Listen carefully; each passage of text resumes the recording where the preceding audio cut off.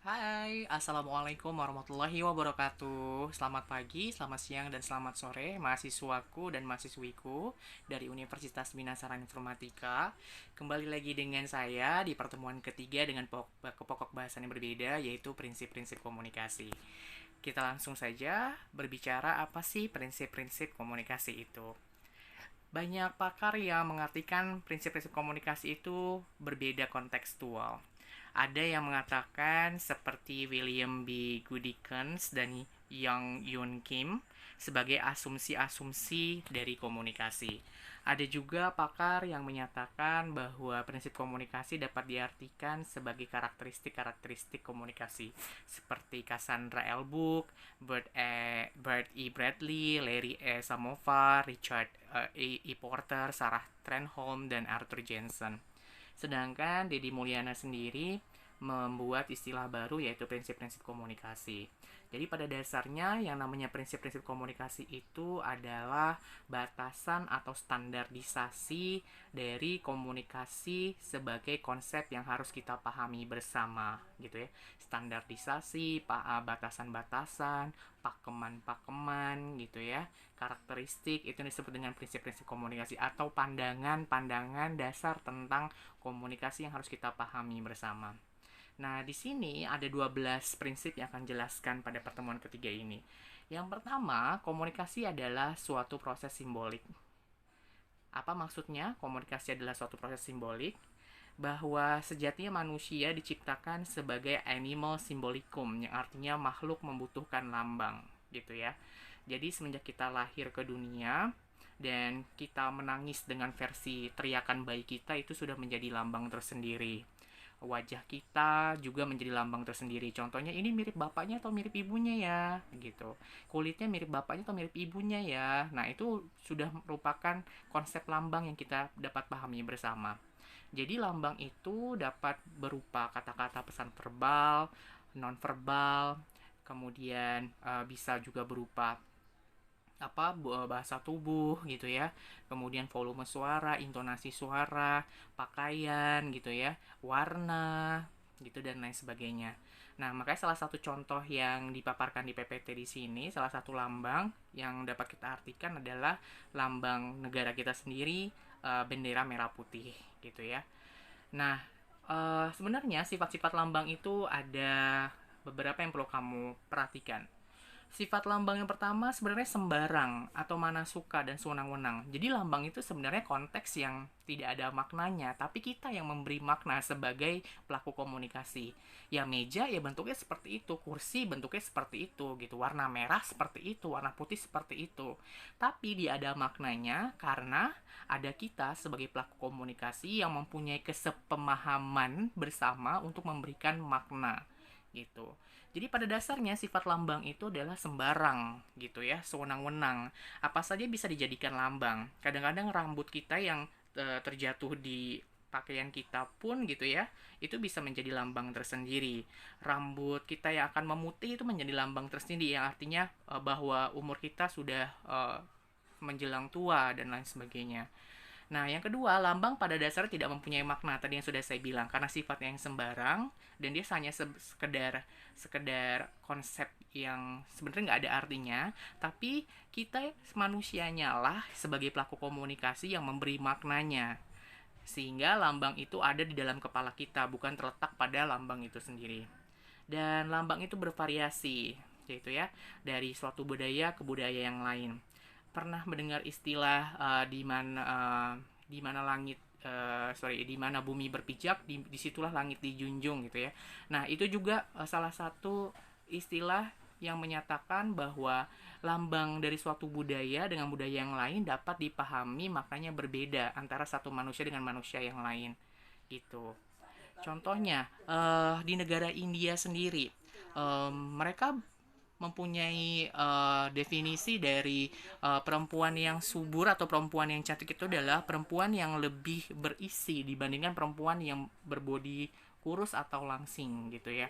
Mereka lebih menganggap bahwa lambang kesuburan dari perempuan itu ditandai dengan perempuan yang berbobot badan lebih berisi dibandingkan yang kurus langsing seperti layaknya model gitu ya. Kemudian di budaya Kalimantan sendiri juga ada yang menyatakan di Indonesia bahwa telinga dari seorang perempuan Kalimantan sendiri gitu ya, ketika mempunyai anting yang lebih besar gitu, menandakan bahwa dia makin cantik dibandingkan perempuan yang tidak pernah memakai anting-anting lebih besar seperti gelang yang ada di telinga. Nah, itu disebut sebagai arti lambang bervariasi sesuai dengan budaya di mana kita berinteraksi. Selanjutnya, setiap perilaku mempunyai potensi komunikasi. Ini prinsip nomor 2. Di mana di pertemuan sebelumnya kita menyadari bahwa kita tidak bisa tidak berkomunikasi karena komunikasi merupakan kebutuhan dasar atau fundamental bagi manusia. Makanya di sini ada tulisan we cannot not communicate, bahwa perilaku bahwa kita tidak dapat berkomunikasi, yang artinya juga bisa diartikan bahwa tidak berarti bahwa semua perilaku adalah komunikasi. Karena komunikasi itu akan terjadi ketika seseorang memberi makna pada perilaku orang lain atau perilakunya sendiri. Seperti itu. Nah, di sini dijelaskan juga salah satu contoh bahwa tidak semua perilaku itu akan menjadi komunikasi karena tidak berfungsinya lambang itu untuk dimaknai seseorang. Tapi perilaku komunikasi akan menjadi komunikasi dan interaksi ketika perilaku itu dimaknai seorang sebagai lambang. Contohnya, ada orang yang tersenyum, mungkin bisa ditafsirkan oleh orang lain sebagai bahagia. Ada yang murung, berarti ditafsirkan oleh orang lain dia sedang sedih, dan lain sebagainya. Nah, kita akan melanjutkan kepada prinsip yang ketiga, yaitu komunikasi mempunyai dimensi isi dan hubungan. Atau dalam istilah lain, komunikasi mempunyai konten dan konteks. Komunikasi mempunyai konten dan konteks. Konten adalah muatan informasi yang disampaikan dari komunikator kepada komunikan, dan konteks adalah ruang lingkup yang menyelimuti ketika interaksi dan komunikasi itu terjadi. Gitu, makanya ada dimensi isi dan hubungan. Contoh sederhananya yang bisa kamu pahami dari prinsip nomor 3 ini adalah gini. Kamu memuji orang, hai kamu cantik sekali gitu, dengan wajah yang sumringah dan benar-benar penuh apresiasi. Ya, orang akan menganggap itu sebagai pujian karena muatan informasi kamu itu sejalan dengan ruang lingkup yang menyelimutinya. Tapi berbeda hal ketika kamu mengatakan, hai kamu cantik sekali. Mungkin di situ ada sinisme yang disampaikan oleh komunikator. Bisa jadi orang yang menerima itu bukan menganggapnya sebagai pujian, tapi sebagai cacian atau hinaan atau sindiran. Nah, itu disebut bahwa komunikasi mempunyai dimensi isi dan hubungan. Ada konteks dan ada konten. Konten adalah muatan informasinya yang disampaikan, sedangkan konteks adalah ruang lingkup yang menyelimuti bagaimana pesan itu disampaikan. Gitu. Kan contoh kasus lainnya, misalnya kamu datang telat di kelas saya. Kelas kita mulai jam 7.30, jam setengah 8, kamu baru datang jam 8 pagi misalnya. Saya bilang, rajin sekali kamu datang ke sini. Sampai-sampai kita sudah mau kuis nih yang terakhir. Saya ngomongnya sambil senyum, tapi lihat konteksnya di sini gitu. Sebenarnya Pak Robi itu tidak menyanjung kamu dalam arti sebenarnya, tapi menyindir.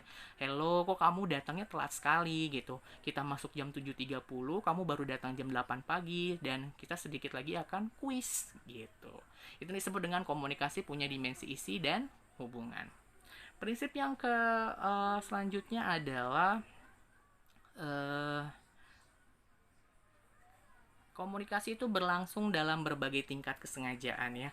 Makanya kemarin kita sempat membahas ada namanya fungsi komunikasi instrumental, di mana tingkat kesengajaan itu ada yang sangat rendah sampai juga dengan yang sangat tinggi gitu ya.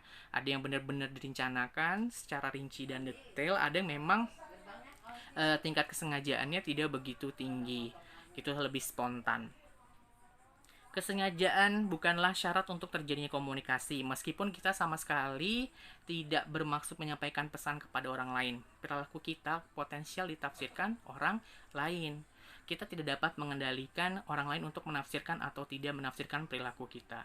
Makanya, berhati-hatilah dimanapun kamu berada. Apalagi ketika kamu membawa atribut eksternal tertentu yang mewakili suatu organisasi dan kamu tidak dapat menjaga perilaku kamu. Walaupun kamu sedang diam, tapi ketika kamu ada di tempat umum itu bisa berpotensial dijadikan lambang tersendiri bagi orang lain yang akan dimaknai. Contoh, kamu pakai jaket alma mater Universitas Binasaran Informatika yang berwarna biru. Lalu pulang dari kampus naik kereta. Tanpa sengaja kamu termenung dan kamu sambil ngupil di kereta. Nah, mungkin orang-orang yang ada di kereta itu, penumpang lain, menganggap kamu sebagai orang yang jorok gitu. Tapi tidak melihat kamu sebagai pribadi kamu karena kamu memakai alma mater BSI. Jadi nanti akan memunculkan stigma, oh anak BSI itu memang jorok ya. Lihat deh, salah satu contohnya itu ada yang ngupil sembarangan di tempat layanan umum, salah satunya kamu. Nah, itu disebut sebagai bahwa komunikasi itu berlangsung dalam berbagai tingkat kesengajaan. Padahal kamu nggak kenal sama mereka dan tidak punya niat sekalipun untuk menyampaikan pesan tertentu kepada orang lain atau penumpang lain dalam konteks ini. Tapi karena perilaku kamu yang tidak bisa kamu jaga, akhirnya memberikan lambang tersendiri bagi penumpang lain yang diartikan ya konsep lain tadi. Sehingga komunikasi dapat terjadi di situ. Ya. Jadi komunikasi dapat berlangsung dalam berbagai tingkat kesengajaan. Selanjutnya, komunikasi terjadi dalam konteks ruang dan waktu. Maksudnya adalah komunikasi dapat dilakukan di beberapa tempat sekalipun dan juga di beberapa konteks waktu sekalipun yang perlu kita perhatikan dengan seksama karena nanti ada nilai etika dan nilai etis di sini yang dapat harus dijaga juga sebagai pelaku komunikasi.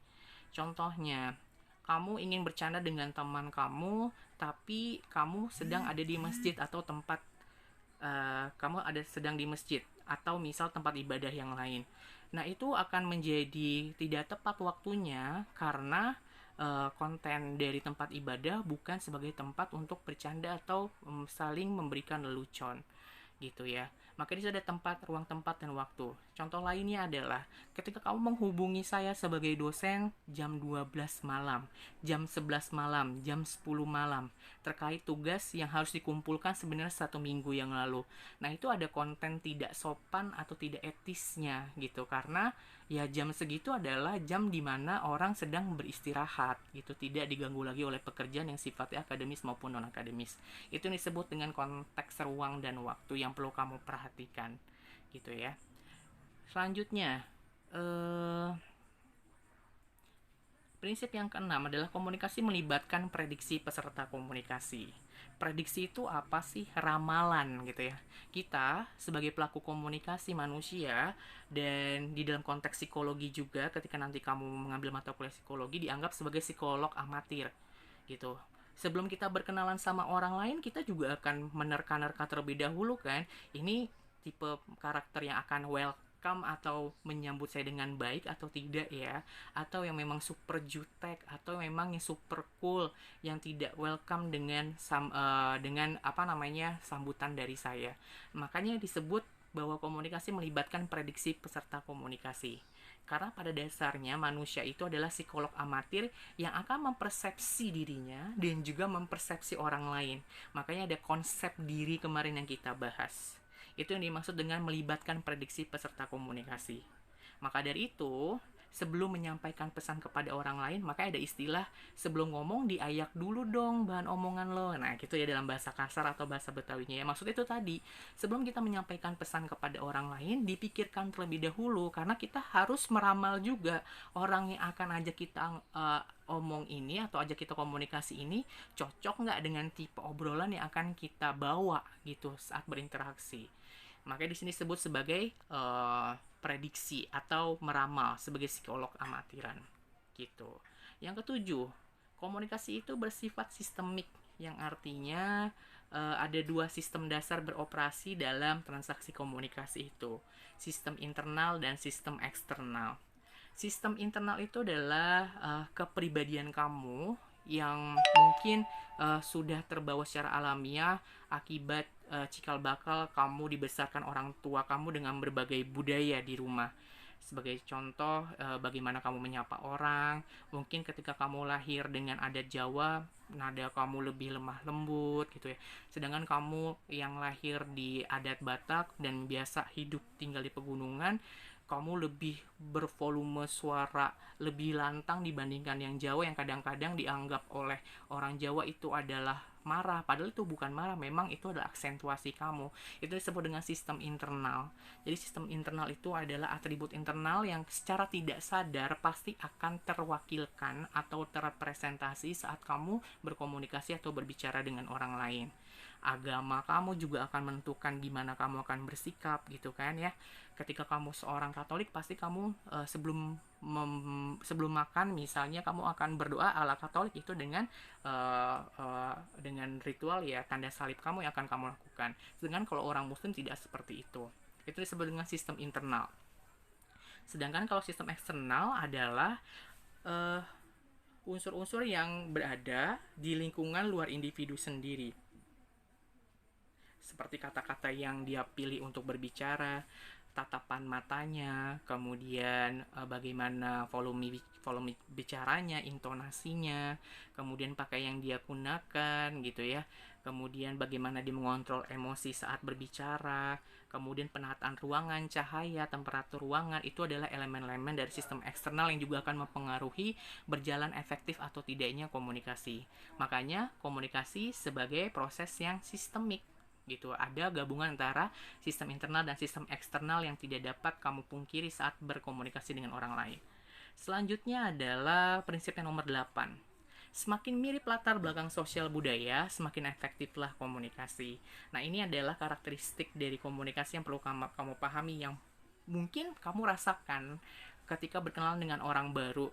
Dan ketika berkenalan, ternyata dia sama-sama orang Jawa, atau sama-sama pernah merantau di tanah Sumatera, atau sama-sama orang Islam, atau sama-sama orang Kristen gitu, atau sama-sama mahasiswa BSI gitu, sama-sama mahasiswa jurusan Public Relations, sama-sama mahasiswa jurusan S1 Komunikasi.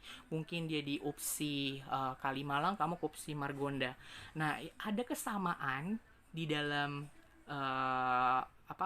pelaku komunikasi yang terlibat, maka makin terbukalah potensi untuk menggali pribadi satu sama lain ke arah yang lebih intim. Makanya di sini semakin efektiflah komunikasi. Mungkin berbeda halnya ketika kamu bertemu dengan orang baru yang sama-sama tidak mempunyai hobi yang sama gitu ya, kemudian latar belakang budaya yang berbeda, ideologi juga berbeda, bukan tidak mungkin bisa mencapai tingkat yang lebih tinggi saat berkomunikasi, bisa aja, tapi potensinya lebih kecil dibandingkan kasus yang nomor 8 ini. Ketika kita bertemu orang baru dengan banyak kesamaan latar belakang budaya, sosial, pendidikan, agama, dan lain sebagainya. Gitu. Kemudian yang nomor 9 adalah prinsip komunikasi bersifat non-sekuensial, yang artinya proses komunikasi yang baik itu adalah bersifat sirkuler atau two-way communication yang tidak akan berhenti dan tidak berlangsung satu arah. Saya tanya, kamu jawab, terus kamu tanya lagi, saya jawab lagi, begitu seterusnya, sehingga tidak ada hentinya, baik itu di media virtual maupun tatap muka secara fisik. Makanya komunikasi bersifat non-sekuensial bagi yang mau menjalankan komunikasi lebih efektif gitu. Karena dengan sifat yang non-sekuensial, kita dapat mengetahui feedback atau respon dari orang yang kita ajak ngobrol. Dan kita dapat mengevaluasi sebenarnya pesan yang kita sampaikan dimengerti atau tidak oleh mereka. Makanya disebut dengan bersifat non-sekuensial. Yang nomor 10, komunikasi bersifat prosesual, dinamis, dan transaksional, yang artinya bahwa komunikasi yang baik itu adalah komunikasi yang bergerak atau tidak statis gitu. Kalau yang namanya statis itu saya ajak ngomong terus kamu diem, terus kamu pergi gitu aja. Nah, itu bukan komunikasi yang efektif. Tapi komunikasi yang efektif adalah komunikasi yang dinamis, seperti yang tadi, sirkuler gitu, bergerak dari satu pembicaraan mungkin bisa beralih ke pembicaraan yang lain karena kamu merasa nyaman dengan orang yang kamu ajak bicara. Maka disebut dengan dinamis dan transaksional, atau ada pertukaran di sini. Dan nanti kita akan menilai dan menakar hubungan kita. Hubungan kita ini lebih banyak manfaatnya atau mudaratnya setelah kita berkomunikasi dan berbincang lama dengan lawan bicara kita. Itu disebut dengan bersifat prosesual, dinamis, dan transaksional. Yang nomor 11, komunikasi bersifat irreversible. Ini yang sangat penting saya ingin sampaikan kepada teman-teman mahasiswa semua. Ingat, ada jargon atau pepatah yang mengatakan bahwa mulutmu adalah harimaumu. Begitu juga dengan anak-anak komunikasi. Makanya kamu belajar konteks komunikasi di sini supaya tahu bahwa komunikasi itu juga harus melibatkan kehati-hatian kita sebagai pelaku komunikasi dalam menyampaikan pesan kepada komunikan atau orang lain. Karena namanya komunikasi itu tidak dapat ditarik ulang. Apa yang sudah kita lontarkan, kata-kata kita tidak dapat ditarik ulang. Ibarat dalam bahasa pepatah adalah apa yang sudah diludahi tidak dapat dijilat sendiri kan. Kita tidak dapat menjilat ludah kita sendiri, ibaratnya seperti itu. Nah, komunikasi pun juga seperti itu, bersifat irreversible. Makanya hati-hati dalam menggunakan rongga mulut kita ini saat menyampaikan pesan verbal baik lisan gitu ya. Karena mungkin ada beberapa orang yang tidak akan menerima dari pesan verbal kamu karena terlalu menyakitkan atau bercandanya keterlaluan, berbau sara, berbau pelecehan seksual. Nah, itu akan membekas di hati. Nah, bukan hubungan yang baik nanti akan kamu dapatkan sama orang lain, tetapi justru permusuhan dan bisa pertengkaran atau perkelahian. Karena sifat itu tadi, komunikasi itu bersifat irreversible. Makanya kita harus meramalkan dulu nih tadi, memikirkan dulu secara matang apa yang ingin kita sampaikan kepada orang lain. Jangan sampai kita salah kirim pesan ke orang lain yang akhirnya orangnya tidak dapat menerima dengan wajar, sakit hati, membawa dendam, dan secara psikolog, yaitu tadi, ketika kita sudah sakit hati sama orang, ibaratnya gelas sudah pecah, dan itu walaupun diperbaiki dengan semaksimal mungkin, pasti tetap ada retakan-retakan yang tersisa di dalam hati. Nah, itu disebut sebagai komunikasi bersifat irreversible atau tidak dapat ditarik lagi apa yang sudah kita sampaikan kepada orang lain. Nah, yang ke-12 adalah komunikasi bukan obat mujarab untuk menyelesaikan berbagai masalah. Memang komunikasi itu adalah kebutuhan dasar atau fundamental bagi manusia, tapi tidak semua permasalahan yang terjadi di dunia ini dapat diselesaikan dengan komunikasi sebagai obat mujarab. Karena ada beberapa sendiri konflik yang terjadi yang sebenarnya bukan disebabkan oleh komunikasi, tapi berhubungan dengan masalah struktural. Contohnya kemiskinan, pengangguran gitu. Kemudian tabiat atau motivasi dari orang sendiri itu untuk berubah dan lain sebagainya. Nah, makanya perlu diperhatikan juga, komunikasi itu memang kebutuhan dasar, tapi jangan pernah menganggap komunikasi sebagai obat mujarab untuk menyelesaikan berbagai masalah. Karena ada beberapa permasalahan yang terjadi di dunia ini, bahkan konflik sekalipun, yang bukan disebabkan karena komunikasi, tapi karena keadaan struktural. Seperti itu. Oke, pada kesempatan hari ini saya akan meminta kepada Anda semua untuk membagi 8 kelompok dengan tugas untuk presentasi minggu depan, yaitu model-model komunikasi, di mana satu kelompok minimal 5 orang, maksimal 7 orang, dan model komunikasi yang harus dibahas kamu pada minggu depan atau di minggu keempat adalah model SR, stimulus respon, model Lasswell, Harold Lasswell, model Shannon and Weaver, kemudian model Wilber-Schrem, model Wilber-Schrem 2, model Wilber-Schrem 3, model Devler, dan model Goody-Kunz dan Kim. Nanti instruksinya saya akan tulis secara lengkap di WhatsApp group, silahkan dibaca terlebih dahulu, karena minggu depan baru saya akan jelaskan model-model itu. Tapi tantangan kamu sekarang adalah kamu harus menyiapkan pengetahuan tentang apa sih model-model itu tadi, dan buat PPT-nya dan cari kasusnya, dan kamu presentasikan ke saya dengan Google Meet atau Google Zoom, tergantung nanti instruksi yang akan saya berikan di WhatsApp group. Yang jelas sekarang kamu buat dulu setiap kelas minimal dalam satu kelompok 5 orang dengan maksimal 7 orang, dan buat 8 kelompok dalam satu kelas. Untuk pembagian, ada yang membahas model stimulus respon, model Harold Lasswell, model Shannon and Weaver, model Wilbers-Krem 1, model Wilbers-Krem 2, model Wilbers-Krem 3, model Devler, dan model Goody, Kunz, dan Kim. Instruksi selanjutnya silakan lihat di WhatsApp grup. Yang penting sekarang cari kelompok dulu dengan 8 kelompok dalam satu kelas, di mana satu kelompok minimal 5 orang, maksimal 7 orang. Oke, jadi buat PPT-nya dan cari kasusnya, dan silakan kamu presentasi kepada saya minggu depan. Sekarang kita akan soal latihan pilihan gada dulu. Saya akan bacakan soalnya, nanti kamu jawab soal latihan pilihan gadanya juga sesuai dengan instruksi saya di WhatsApp group. Oke. Soal latihan nomor pertama, berikut yang bukan sifat lambang adalah sembarang, B. mana suka, C. bervariasi, D. memiliki makna. Soal nomor 2, siapakah yang membuat istilah prinsip-prinsip komunikasi? A. Cassandra Elbuch, B. Bert E. Bradley, C. Larry A. Samovar, D. Deddy Mulyana. Soal nomor 3, komunikasi tidak dapat ditarik kembali. Jika seseorang sudah berkata menyakiti orang lain, maka efek sakit hati tidak akan hilang begitu saja pada diri orang lain tersebut. Kalimat tersebut menjelaskan bahwa komunikasi bersifat A. irreversible, B. panacea, C. proses simbolik, D. semua benar. Pertanyaan nomor 4. Apa yang dimaksud dengan animal symbolicum? A. makhluk yang membutuhkan orang lain, B. makhluk yang membutuhkan lambang, C. makhluk yang membutuhkan uang, D. makhluk yang membutuhkan air sebagai sumber kehidupan. Soal nomor 5. Dimensi isi menunjukkan muatan atau isi komunikasi, yaitu apa yang dikatakan. Kalimat tersebut masuk ke dalam prinsip komunikasi. A. Komunikasi adalah proses simbolik. B. Setiap perilaku mempunyai potensi komunikasi. C. Komunikasi itu berlangsung dalam berbagai tingkat kesengajaan. D. Komunikasi punya dimensi isi dan hubungan. Oke, demikianlah materi yang akan saya sampaikan pada pertemuan 3 hari ini. Semoga dapat dimengerti oleh mahasiswa dan mahasiswi semua. Tetap semangat berkarya dan jaga kesehatan selalu. Assalamualaikum warahmatullahi wabarakatuh.